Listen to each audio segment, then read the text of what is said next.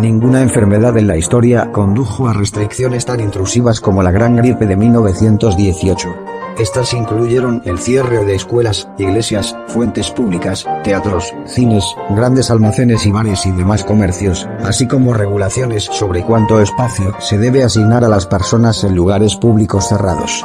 Hubo multas contra toser, estornudar, escupir, besarse e incluso hablar al aire libre. Se contrató a policías especiales contra la gripe.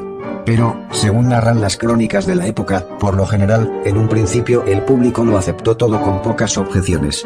Hubo posteriormente un debate científico sobre si las mascarillas eran efectivas o no lo eran, y el juego comenzó a cambiar después de que el bacteriólogo francés Charles Nicolle descubriera en octubre de 1918 que la gripe era mucho más pequeña que cualquier otra bacteria conocida.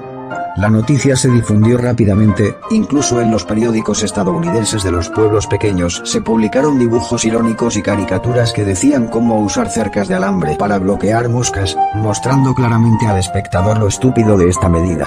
Sin embargo, esto ocurría justamente cuando las tasas de mortalidad estaban aumentando en casi todos los países occidentales. Por esta razón, a pesar del descubrimiento de Nicolle, varias autoridades comenzaron a hacer las máscaras obligatorias. San Francisco fue la primera ciudad importante de los Estados Unidos en hacerlo en octubre de 1918, y continuó durante un periodo de 3 meses.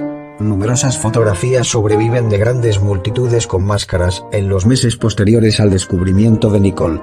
Pero muchos comenzaron a desconfiar de las máscaras y las vieron como una violación de las libertades civiles.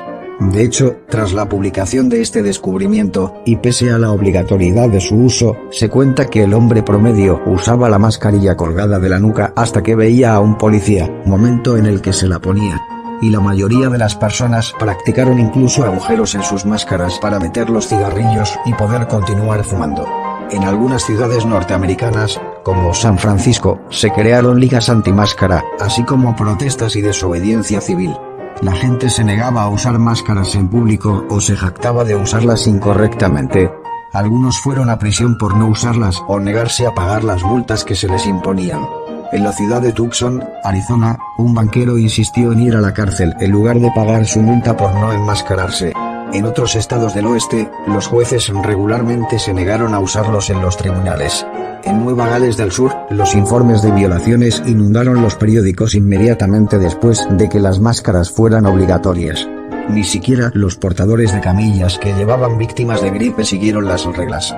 La prensa libre de aquellos días constantemente daba noticias que mostraban la inutilidad de las máscaras faciales para luchar contra la pandemia. Así, el jefe de la Junta de Salud del Estado de California había presentado a fines de 1918 hallazgos del Hospital Mejor Administrado de San Francisco que mostraban que el 78% de las enfermeras se infectaron a pesar del uso cuidadoso de las máscaras.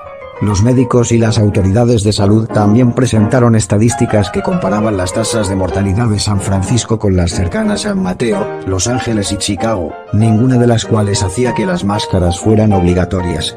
Sus tasas de mortalidad fueron no peor o menos.